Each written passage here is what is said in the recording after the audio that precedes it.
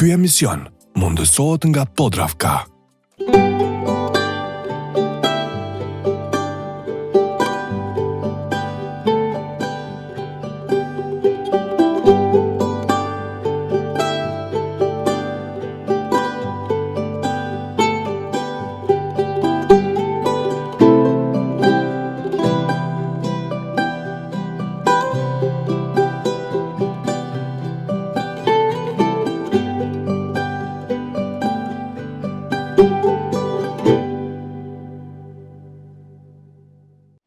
Mirëmbrëma për të gjithë ju shikues të dashur dhe mirë se po takohemi në Pasion e Profesion. Edhe këtë muaj do ju sjellim histori frymëzuese, mjeshtri unike dhe shije që lidhen ngushtë me traditën tonë. Sonte do të kemi një atmosferë të veçantë sepse në studio do kemi mysafir nga Prizreni, qyteti i bukur i Prizrenit, dhe bashkë me ta do të shtrojmë simbolikisht sofrën e Prizrenit. Një udhëtim në kulturë, traditë dhe shije. E për ta kompletuar këtë përvojë do kemi në studio edhe dy super kuzhinjerë, bashkë me ne do t'jetë Pashtrik Shaqiri dhe Valmir Demaj. Do shkojmë e përshëndesim Valmirin. Valmir, mirë se na erdhe, përshëndetje. Përshëndetje madhe të kemi këto. Gjithashtu edhe ime. Valmir, ndoshta do e fillojmë bisedën me na tregu pak më shumë për veten, rreth vetës, se çfarë punon, si erdhi kjo dashuria për kuzhinën. Kuzhinën e punoj që 8 vite, e kam pas hobi, kam kthyer në pasion dhe profesion. Është një punë që e bëj me shumë dashuri. Po si nisi gjithçka, mundesh më na tregu pak? Se zbulove që dëshiron të merresh me këtë punë? Kam gjetur duke banuar student me vllahun tim në banesë, duke filluar të gatu për veti, pastaj e poshe kam një lloj talenti për këtë punë. Dhe filloi aty dal nga dashuria për kuzhinë. Sa mirë me dëgju, kështu që tash me ke edhe nga pasioni e ke në profesion. Ta përshëndesim edhe Pashtrikun. Pashtrik, mirë se na erdhe përsëri. Është kënaqësi e madhe të kemi prapë dhe është kënaqësi që t'i shohim këto ushqime që i përgatitet gjithmonë. Pashtrik, si të kanë shku këto javë, si ke kalu në punë, çka kemi diçka të reja që mund të na tregu? Angazhime, t'u përgatit për sezon. Mezi po e pres sezonën, po besoj. Besoj që po. Sepse do hysh edhe në sezonën gjithashtu edhe tek ushqimet tuat preferuara, tek ushqimi i detit, se nuk e kam harru këto. Edhe po besoj që do e kemi kënaqësinë që të kemi përsëri në Pasion e Profesion. Gjithashtu, kënaqësia është e jeme. Valmir, çka kemi përgatit sot? Sot kemi me përgatit salmon me salcë. Salca bëhet me pomodrin të thata, baziliak, këpurdha. Pika kryesore e kësaj salce është që mundesh me përdorë edhe në disa mishrat e tjera, si file pule, biftekut, etj. E sa zgjat procedura? Procedura zgjat dikon rreth 15 deri 20 minuta maksimum. Pra është një procedurë e lehtë që ndoshta munden me përgatitë gjithë shikuesit edhe në shtëpitë e tyre, apo jo? Nuk ka diçka ekstra që... Jo, nuk është fare problem, është thjesht, por e ka një farë lloj shije pak më unike. Po, ndoshta na tregon edhe procedurën e përgatitjes së salcës pastaj. Po, pa problem. Pashtrik, po ju, çfarë keni me përgatitur sot? Sot kemi me gatu një risotto me karkaleca dhe me kërpudha. Mezi po pres me provu. Por, shikues të dashur, tash t'ju tregoj, t'ju dërgoj të këndi imi preferuar, që po e shoh të stërmbushur tek Premium Bakery. Na kanë sjell gjithçka dhe po duket shumë bukur kjo pjesë, por gjithashtu edhe pjesa më e shishme kështu. Tek Premium Bakery, e cila gjendet gati në çdo lagje të Prishtinës, mund të gjeni bukë të ndryshme, të cilat janë shumë të shishme, por gjithashtu edhe të gjitha të mirat, diçka me u ëmbëlsu, sandwich të ndryshëm, por t'ju tregoj edhe për bukët që mund të piqen për 8 minuta. Pra mund t'i bleni këto bukë në Premium Bakery dhe në marketet e tjera në Kosovë dhe mund t'i përgatisni vetëm për 8 minuta. Pra 8 minutat e vërtet. E shikues dashur, ne po shkëputemi për bllokun e parë të marketingut. Qëndroni me ne sepse do rikthehemi vetëm pas pak.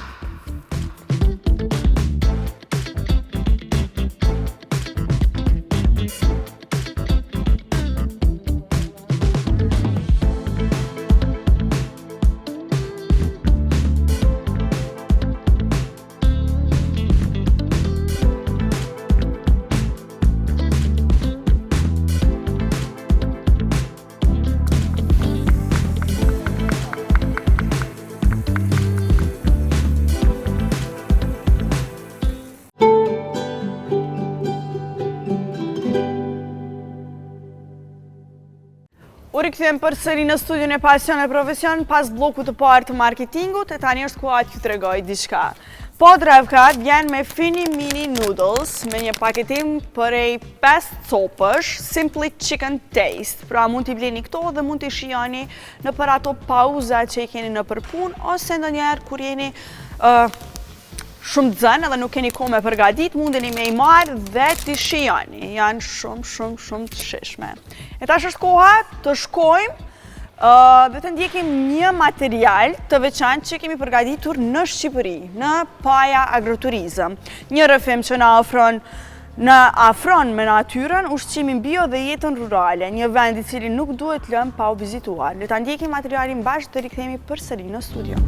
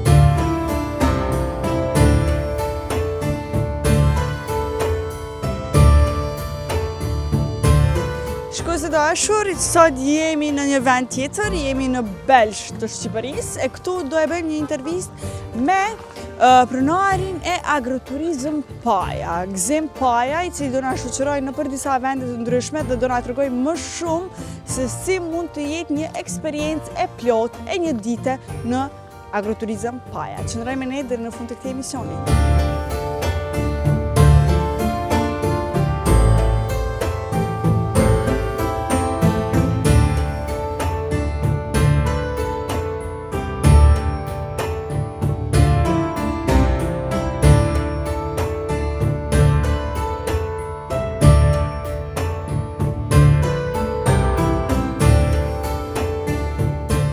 Shikues të dashur, si që tregova pak më herët, do e kemi një bisedë bashkë me Gzim Paja, i cili është edhe kryefamiljar, por gjithashtu edhe ka biznesin Agroturizmin Paja këtu, në Belsh, në Shqipëri. Është kënaqësi shumë e madhe që jemi këtu dhe të fillojmë ndoshta këtë bisedë që nga fabrika që do na tregoj fillimisht Gzimi. Gzim, faleminderit shumë që na prite këtu. Është kënaqësi e madhe që t'jemi këtu bashkë me ju dhe të shijojmë ndoshta edhe atmosferën e mrekullueshme që po ndodh tani tek Agroturizëm Paja. Atëherë faleminderit dhe mirë se erdhët në Belsh dhe mirë se erdhët në Agroturizëm Paja. Kënaqësi për mua që t'ju pres edhe një televizion kaq i madhërisht për Kosovën, që ka dëshirë të vinë dhe në Shqipëri, por në Belsh dhe në agroturizmin tim, që ne të transmetojmë se çfarë bëjmë çdo ditë, çfarë u shërbejmë klientëve, çfarë afrojmë për fermerët e zonës, por në fund të fundit edhe për familjen tonë. Kështu që le të afrohemi afër, këtu jemi në ambientet e fabrikës së përpunimit të vajit ullirit. Ne kemi rreth 15 vite që punojmë me fabrikën e përpunimit, por fabrika lindi si ide për përpunimin sepse ne në radhë parë jemi fermer, edhe unë zotëroj një fermë prej 2100 rënjësh ulli, edhe gjatë procesit ose gjatë zhvillimit të biznesit tim që emërohet Paula SHPK, në emrin tregtar, por në emrin rreth 13 vitesh që operoj dhe si Agroturizëm Paja, që klientët, konsumatorët e restorantit, por dhe të vajit ullirit më njohin si Agroturizëm Paja.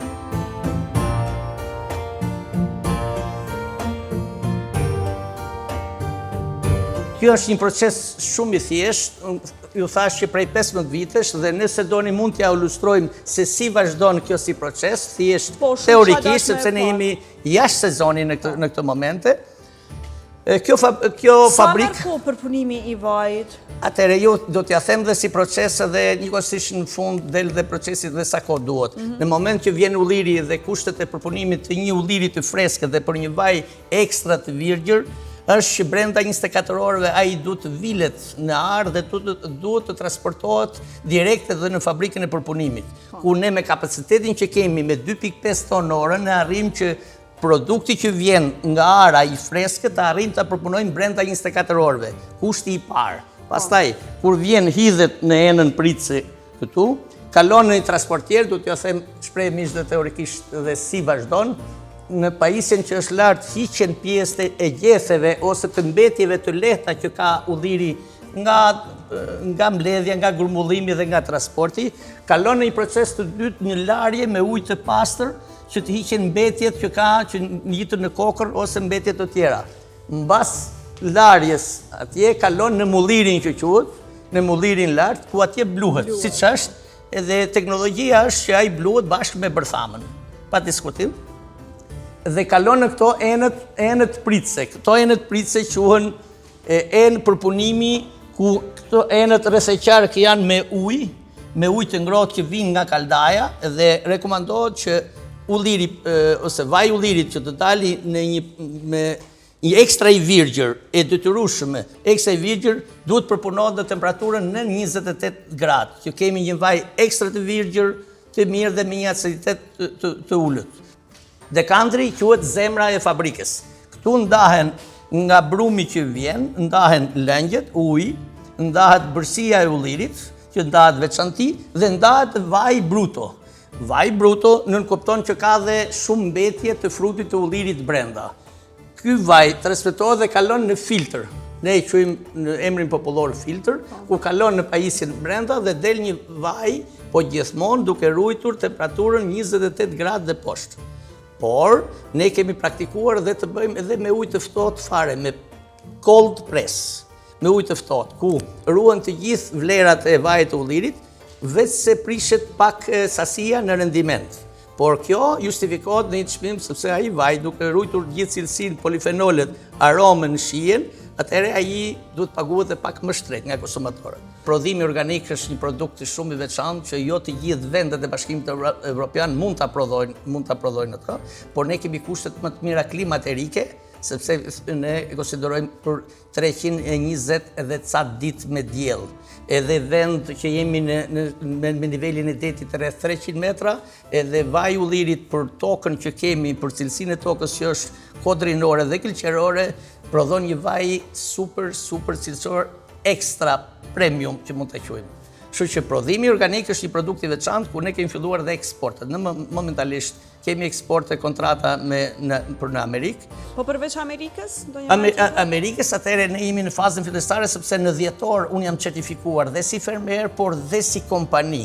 Dhe si kompani që edhe kam dalë me etiketën time, paja 100% organik, përveç vaj tjetër ekstra të virgjër që si etiket, si më rënde kam prej 3 vitesh. Atëherë mund të afrohemi pak.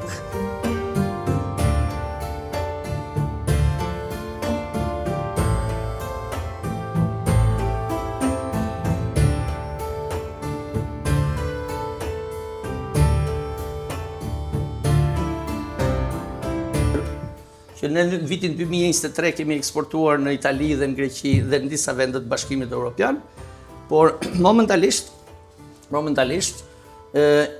jemi fokusuar tek vaj 100% organik. Pastaj në momentin unë kam bachet verore që mbjellin disa lloj perimësh që ne do t'i vizitojmë më pastaj. Do shkojmë. Dhe të tjerët pastaj në dimër kur ne nuk afrojmë, nuk kemi sera, ne bashkëpunojmë me fermerët e zonës. Pastaj u afrojmë dhe shërbimin ndaj të tretëve, se në fabrika jonë nuk punon vetëm me ullirin e fermës tonë. Punojmë dhe të tjetër, po, një hall që ne plotësojmë një zinxhir.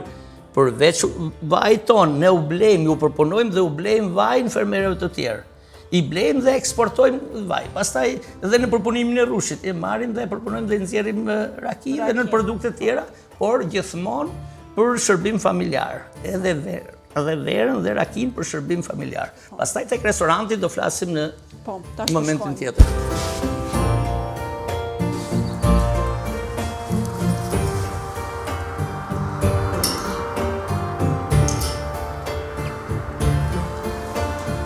Ekstra i virgjër. Ekstra i virgjër organik, 100% organik. Këtë produkt ka falur Perëndia, kështu që ne vetëm thjesht detyrimi jonë është që të prodhojmë, të punojmë, të prodhojmë, por ky është dhe një pemë që jeton në shekuj dhe është një trashëgimi për brezat që do vinë. Por ne transmetojmë dhe një lloj kulture, sepse Ulliri në Shqipëri është një pemë shekullore, njihet që rreth 500 vjet kemi dru frutor në Shqipëri rreth 500 vjet. Dhe kjo tregon që ne duhet ta zhvillojmë këtë sektor sa më shumë.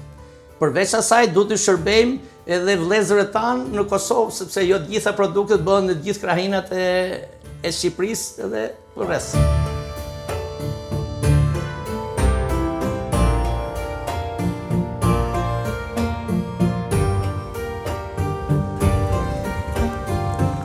Tash jemi të liçeni. Po, ne jemi pranë liçenit të Seferanit, në një liçen që është rreth 100 hektar. Ky liçen është liçen karstik, është një nga 84 liçenet që ka zona Dumres. Edhe është fat i madh që në një zonë kaq të vogël të kemi 84 liçene karstik që janë natyral prej shumë vitesh. Ne në agroturizmin ton afrojmë peshkimin sportiv, që ka shumë amator ose njerëz ose qytetar që ushtrojnë profesionin e peshkimit sportiv. Afrojmë këto kushte, ku jemi këtu, kemi krijuar dhe disa vaska që në momentet e saktuara të kenë mundësi që të argëtohen që kur vinë të peshkojnë, por dhe të kapin diçka, ta shijojnë peshkimin. Përveç asaj kemi dhe sportet ujore me kajak, po ne jemi në momentet e para në pranverë tani, dhe mbas ai muaji kur të ngrohet koha, patjetër që ne kemi shumë vizitorë që vinë përveç drekës, vinë me fëmijët e tyre, bëjnë shëtitje në liçen me kajaket, por edhe bëjnë dhe lahen, sepse uji është shumë i pastër. Edhe mund të lahesh këtu. Patjetër.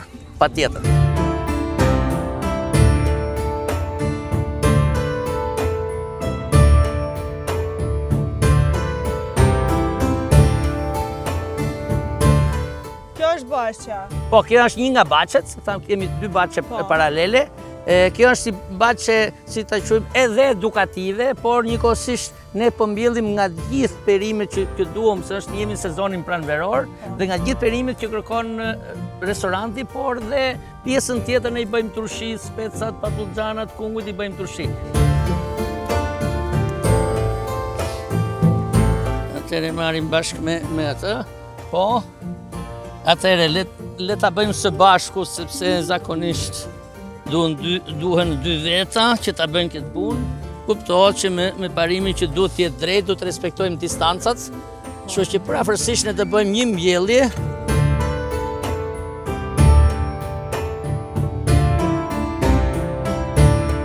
Po. Atëherë ti bëjmë një kështu praktikisht, të mbushim pak me dhe të imët. Tu kërkon pak vaditje dhe pak ngjeshje që rranja e domates të lidhet me sipërfaqen e tokës dhe pak dhe të butë. Kështu që stafi që merret me këtë punë është praktikuar dhe ka eksperiencën e duhur që çdo bim që të mbillet të rritet dhe të kaloj fruta pastaj. Kjo është qëllimi. Faleminderit shumë. Atë faleminderit, le të kalojmë në pjesën e restorantit.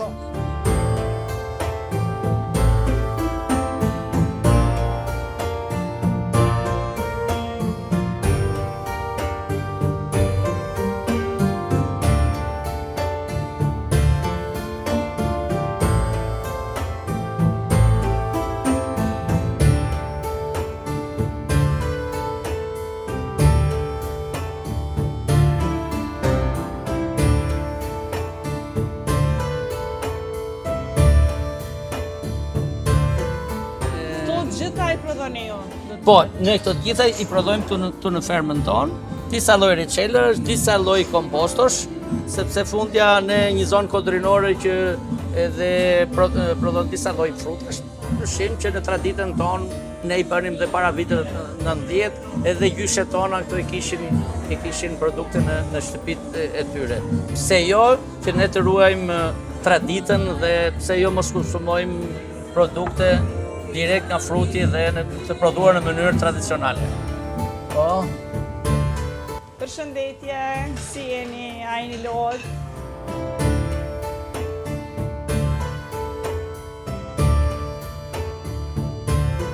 Atëherë jemi në ambientet e kuzhinës, edhe kuzhinierja mund t'ju shpjegoj se si një nga recetat që është shumë e kërkuar nga konsumatorët tanë, peshku ballgjer, një nga peshqet ballgjer, në të tillë masi që është rreth 3 kg si peshk, edhe një recet që është e preferueshme edhe nga ana ime, me perime, por dhe më zënënje. Kuzhinierja mund t'ju flasi dhe pak praktikisht se si bëhet. Faleminderit shumë. Ky është peshku liqeni tonë. Fillojmë me domatë.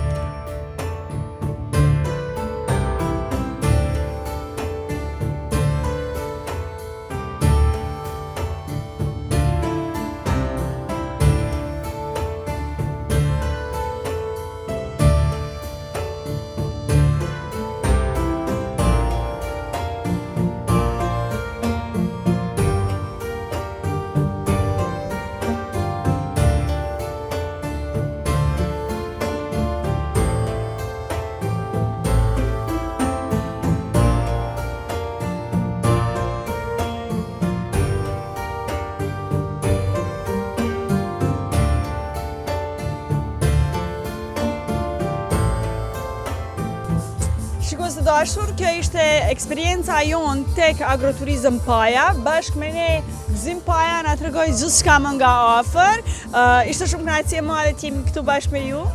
Por gjithashtu të dëgjojmë historika të bukura nga ju dhe të shohim se sa shumë mundoheni për vendin e juaj dhe për prodhimin. Ju falenderit juve që erdhët dhe na vizituat afër dhe ndoqët hapa sapi në një ditë diel, një ditë që ne vizitohemi shumë nga qytetet e mëdha, nga Tirana, nga Elbasani, nga qytetet përreth, por dhe nga bashkëqytetarët e zonës. Sot ishte edhe një ditë feste, ku ne organizuam edhe me muzikën live, për të parë për treguar dhe traditën që ne jo vetëm dalim në restorante, po ne dhe argëtohemi në momentet caktuara, duke kërcyer, duke vallëzuar. Ju ishte dhe pjesë e një dreke dhe ju falenderojmë shumë dhe i përshëndesim gjithë popullin e Kosovës, televizionin tuaj, ju personalisht dhe mirë se të vini në Shqipëri, mirë se të vini në Belsh, mirë se të vini në Agroturizëm Paja. Ju përshëndesim të gjithëve. Faleminderit.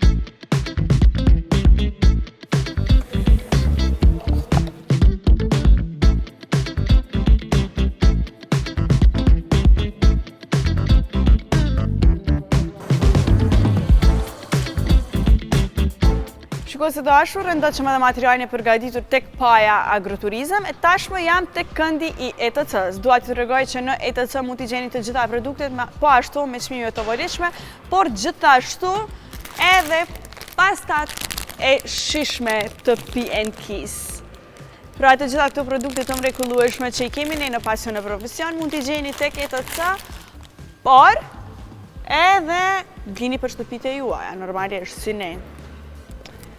Pashtrik si po shkojnë? Mirë. Jemi veç në përfundim. Veç në përfundim, okej, mirë. Këto a duhen? A ki diçka me rujt ajo? Nuk më duhen për gatimin e rodhës, kushdo që i shfrytëzon mas meja. Okej, a t'japun diçka për me i rujt?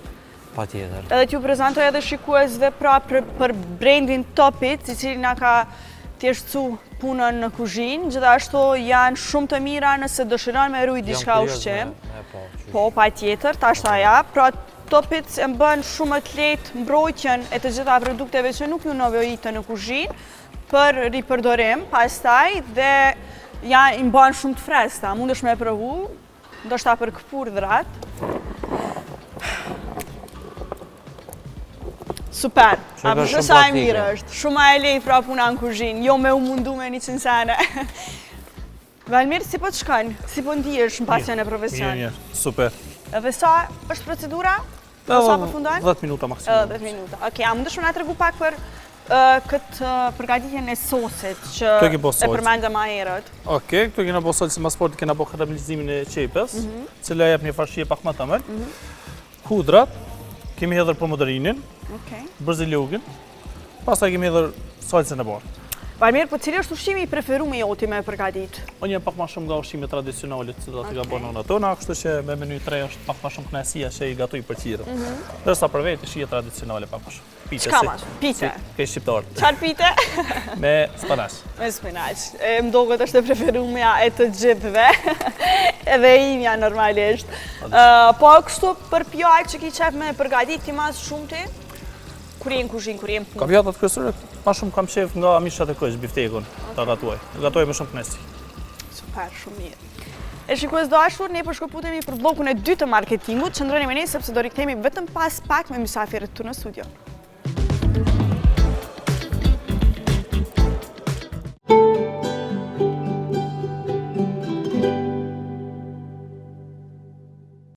Shikues dashur, tashmë po e sheni se ku jam, edhe po e sheni, po besoj që e dini se çka ka me ardhur tash. Tringa na ka përgatit një recetë të ëmbël. E ndjekim së bashku si çka ka përgatit ajo, por mos harroj t'ju tregoj. Blini sa më shumë çokolada Lind, sepse janë shumë të shishme. Gjithashtu janë të shëndetshme, disa prej tyre janë me 99, 70 dhe 85% kakao. Kështu që për të gjithë ju që nuk duhet të dëshironi shumë ëmbël të ani, Lind Excellence është pra për ju. Edhe 99% kakao, edhe 80, edhe 75, dhe gjithashtu këto çokolada të shishme po e marrën e këta me festëk, derisa ta shohim edhe çka po na përgatit Tringa, të shoqërojmë pak ëmbël.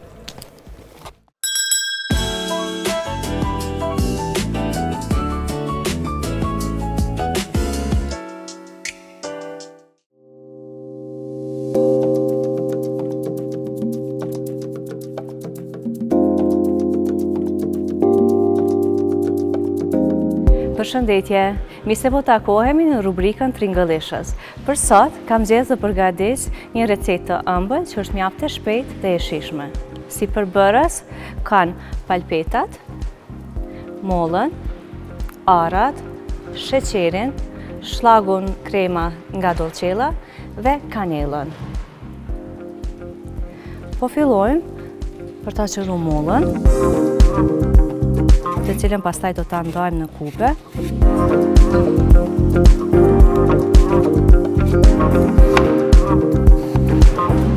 Në tigan vendosim sheqeri, 1 apo 2 lugë që të karamelizohet. Dhe pastaj vendosim mollat.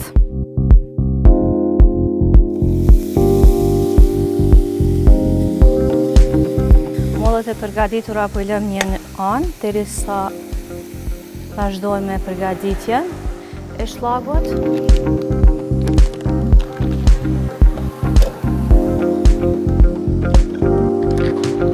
Përgatisim shlagun sipas udhëzimeve. Vendos qumshtin, 125 ml.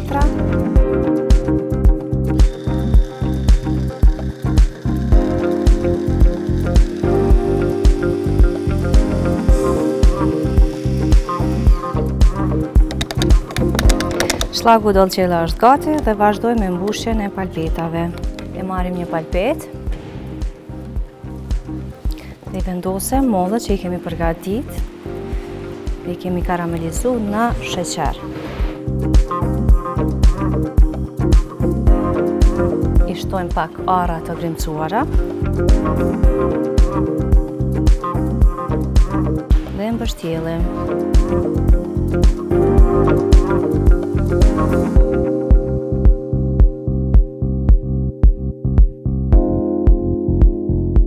Shtojmë shlagun, dolcella.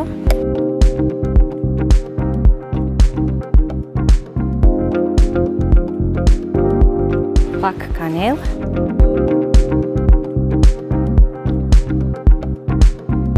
Dhe dend çokoladën për dekor.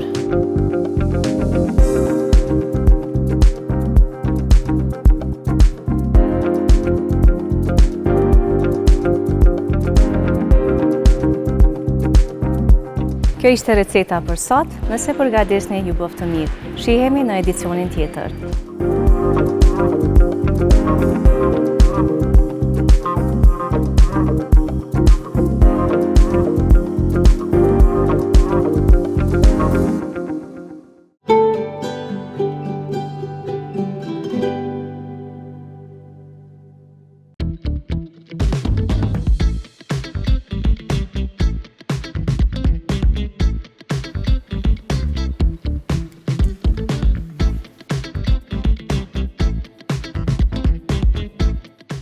E shikues dashur, para se të fillojmë me bisedën me mysafirët tonë që na kanë ardhur nga Prizreni, dua t'ju tregoj për vegetën.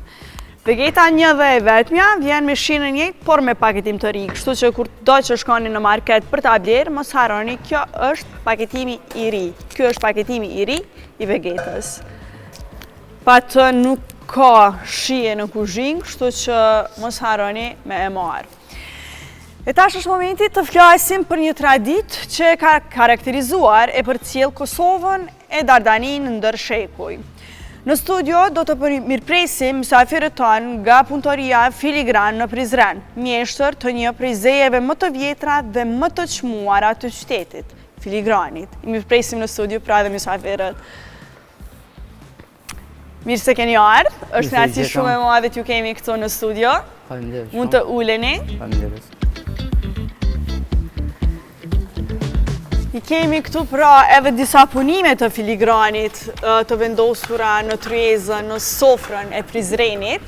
Është kënaqësi e madhe t'ju kem kështu në këtë muaj të Prizrenit, në këtë sofër, si mysafirët e parë dhe të flasim më shumë rreth kësaj tradite kaq të bukur. Mund t'i shohni të gjithë shikuesit pra këtu në tryezë edhe punimet kaq të bukura të cilat janë nga Filigrani.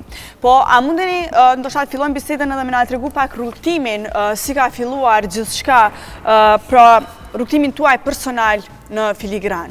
Faleminderit për ftesën.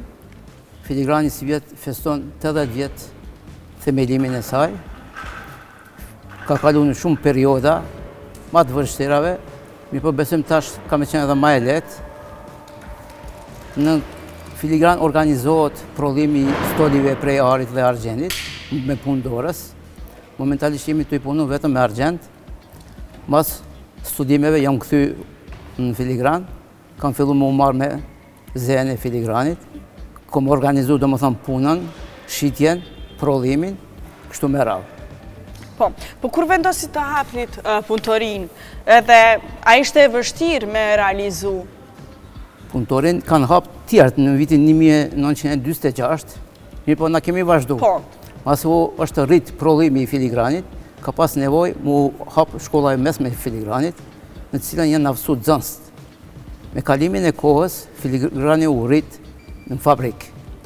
Mirë po pas luftës, kemi pas probleme, prapë kemi hap, kemi vazhdu do më thëmë punën me Filigran në vitin 2007 dhe i tash jemi të vazhdu.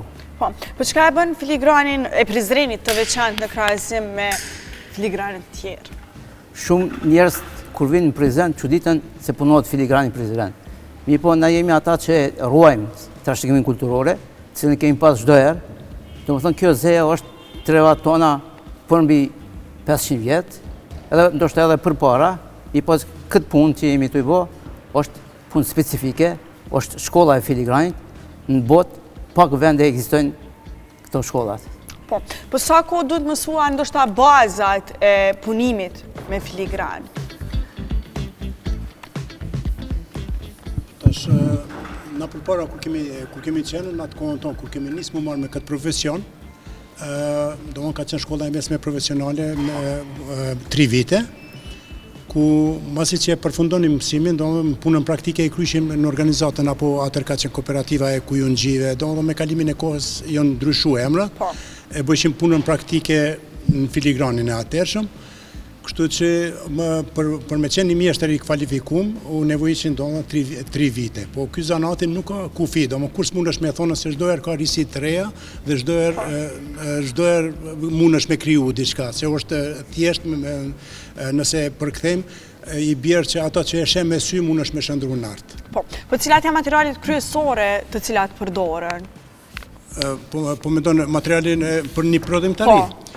Po nëse tash për momentin, sikur që e ceku menaxheri, përpara kemi punu shumë me ari, po për shkak mundësive materiale, kostos, fuqis ton, domethënë na jemi detyruar të kthehemi në argjent, edhe kështu zakonisht na i kemi punimet e argjentit. Ku filigrani me prodhimet e saj, domethënë dikur ka qenë e njoftën në gjithë ish Bregdetin Jugoslav, domethënë prej Bregdetit malazez deri në Altë Sloveni.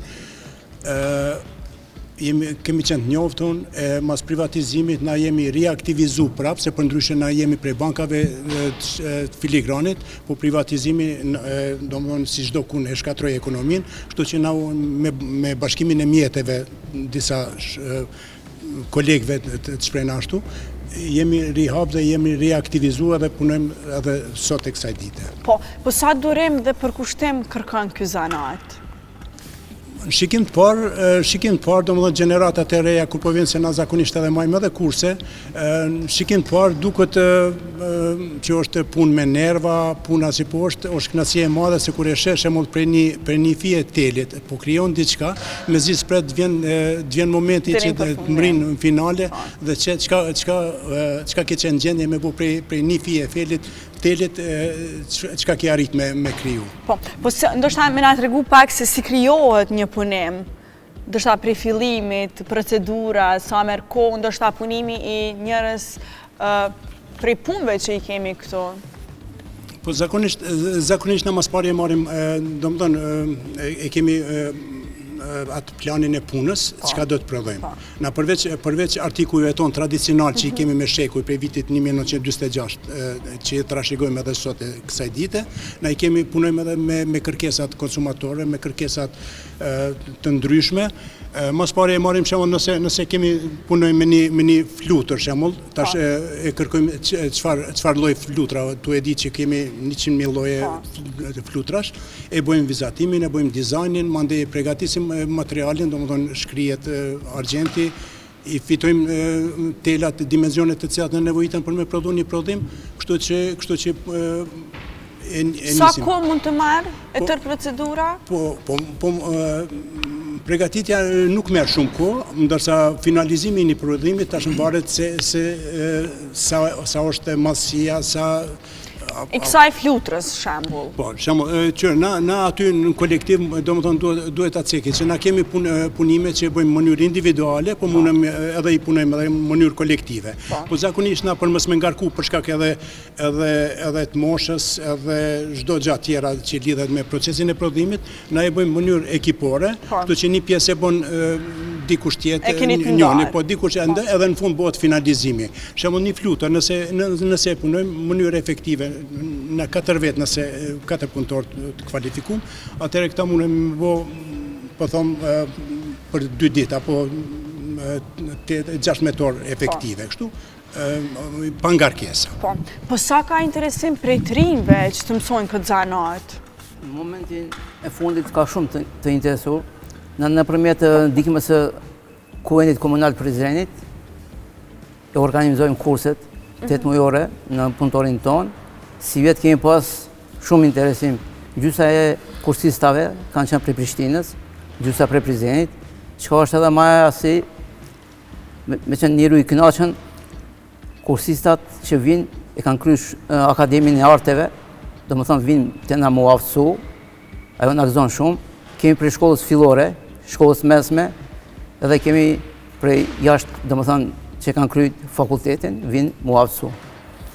Besoj që në të ardhmen do të kemi më shumë sukses, sepse çdo ditë e më shumë është interesimi i madh i rinisë, pasi rinia po del jashtë, mirë po ka që vinë të mësohen aty. Po cilat janë sfidat më të mëdha me të cilat përballen sot mjeshtrit e filigranit? Kush po na përgjigjet? Sfidat më të mëdha për momentin janë kur lëndën e parë është shumë vështirë të bëjmë, sepse shteti si shtet nuk i kemi ala ato liri tona për me marrë ku të mujmë. Na detyrohem gjithçysh me mbledh 4 muaj prej popullit që kanë punu, me marrë, me prodhu, me shkri, me punu prap, që aty i kemi problemet më të mëdhaja. Po sa është e vështirë të ruhet ndoshta autenticiteti në këtë kohë moderne? Po na që ata jemi të munu edhe me majtë edhe me rujt këtë tradit, edhe jemi të dhonë me mishe me shpirt për me rujt traditën e Prizrenit, e të Kosovës, edhe për mësojmë ata në zonësat, jemi të knaqen me ta që po ka interes për tyve edhe shpe vazhdojmë. A ka treg ndërkombëtar për filigranin e Prizrenit? Shqojnë për para, filigrani ka pas tregun e vetë. Mi po pas luftës pakës u ngushtu tregu filigranit, si kemi pas për para, s'kemi mujtë medalje ashtë. Mi po tash po mundohemi prap medalje, si kemi pas për para tregun, edhe në Gjermani, dhe më thënë në Evropë. Si vetë kemi prollu për Slovenin, edhe për Kroacin. Kemi treg, mi po duhet me pas ma shumë lëvizje. Sa ndikon turizmi në zhvillimin e këtij zanati? Po shumë ndikon të turizmi. Pakës janë të informuar ata që vinë prezen për filigranin. Mi po kur vinë punëtorin tonë, e shofin çka jemi të i bo, ata që ditën që ekziston në Kosovë asi far arti. A ka ndonjë simbolik të veçantë në motivet që përdorni? Shiqoni, në punimet e filigranit ka shumë simbolika, varet prej kush e porosit, varet prej është për fen ortodokse, për fen katolike apo fen muslimane. Se çdo fe ka simbolikën e vetë, na mundohemi mos me gatru simbolikat e... Për atë arsye, në çdo herë jemi lidhur me natyrën. Dhe çka shohim në natyrë, mundohemi me qitë në punimet tona, si po shihni ju edhe këtu, është flutra, në të lifar gongje, lule, dhe më thënë, punojmë. Kohët e fundit kemi punu vrapusjen e Prizrenit, cilët mjeshtit ma shumë kam punu, ata do të sqarojnë. Të motivet, veçdisht ta mund ndërlidh, të motivet, do më thonë në rend parë i kemi ato punimet tona tradicionale shekullore të shprehna, që sot e asaj dite ende i punojmë. Një mënde i kemi ato punime tradicionale që çdo trev e jona i ka, shembull i kemi ato brezrat apo kollanat, që çdo e re sot nëse shkon nuse, do më thonë i ka ato, është po tradit. Përveç asajna i kemi edhe këto prodhimet kombëtare, si e ceku edhe menaxheri, prodhimet fetare, qofshin ortodoks, krishter apo në besimit islam, po zakonisht na ma tepër përshkojmë ka ajo që të rrujmë ato tradicionale kombëtare tona. Shembull, na i punojmë punimet tona, i kemi hynesha në front, që është hynesha dihet është e qytetit Prishtinës. Na i kemi vrapusjen e Prizrenit, domethënë i kemi urën e Gurit, kemi ndërtesën e lidhjes Prizrenit, domethënë të gjitha këto i punojmë, i shndrojmë në artin e filigranit, kështu që varet vetëm prej kërkesave se çka kush kërkon. E pyetja për fund të kësaj bisede ndoshta është se çfarë duhet bërë që ky zanat të mos humbë? Duhet çdo herë me pas përkrahjen e qeverisë. Na jemi mundu me hapë shkollën e mesme të filigranit, mi po deri tash kemi pas sukses.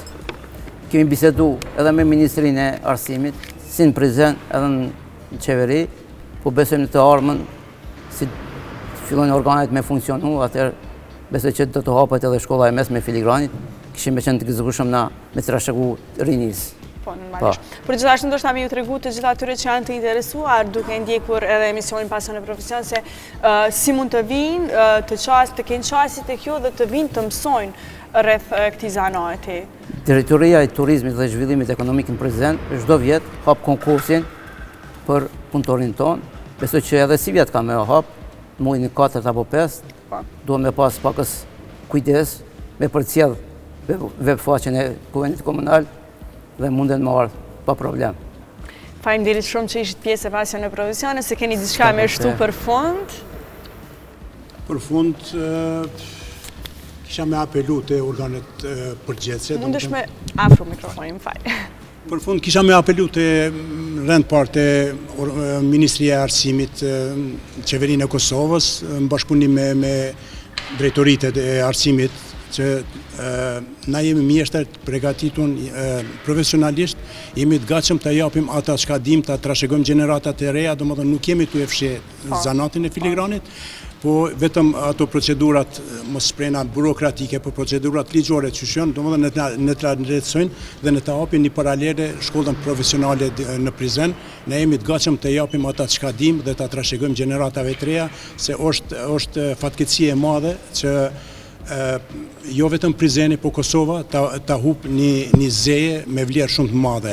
Edhe në fund, kretë fund, për e thomë edhe këta. Nëse Prizreni mburet me historinë e lidhjes shqiptare të Prizrenit, në anën e artit, Filigrani është ajo që e krenon qytetin e Prizrenit, se ne jemi burimi dhe ama e Filigranit në Prizren. Po patjetër. Ishte shumë kënaqësi e madhe që kem këtu dhe të dëgjoja më nga afër për traditën dhe për mundësinë që po ja ofroni edhe të rinjve që të mos humbasin këto zanate. Faleminderit shumë nga ju që e ruani ende këtë traditë dhe kënaqësi e madhe që ju kam pasur këtu. Faleminderit edhe për juve. Kënaqësia ishte edhe neve me ardhur këtu me të taku juve. Faleminderit shumë. Mund të hajmë tash, ju bëft mirë.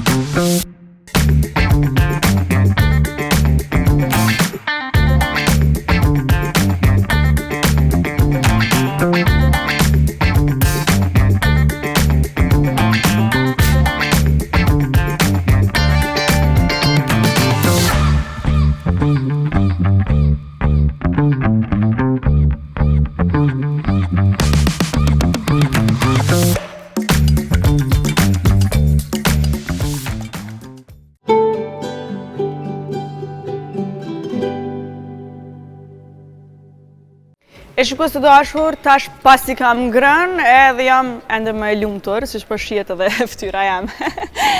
Dua të falenderoj shumë mysafirët që ishin nga Prizreni këtu në Pasion e Profesion, por gjithashtu dua të falenderoj shumë Podravkën, e cila mundson çdo realizimin e emisionit. Gjithashtu, mos të harroj, nuk kam se si me arru, sepse ushqimin e kam bo fantastik edhe sot e kam përgatitur të mrekullueshëm. Valmir, falenderoj shumë që ishe pjesë e emisionit. Ishte kënaqësi e madhe. Gjithashtu edhe imja, faleminderit për juve për thirrje. E na keni kënaqur me këto receta, nuk bën çështo. Se veç po shkoj të ushtu kile.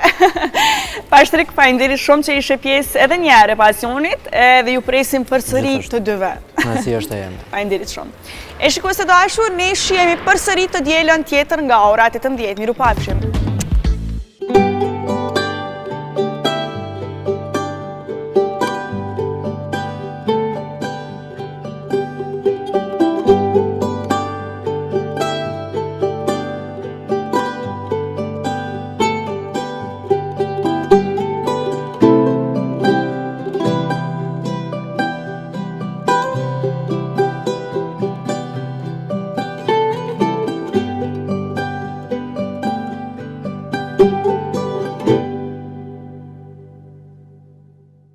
Ky emision mundësohet nga Podravka.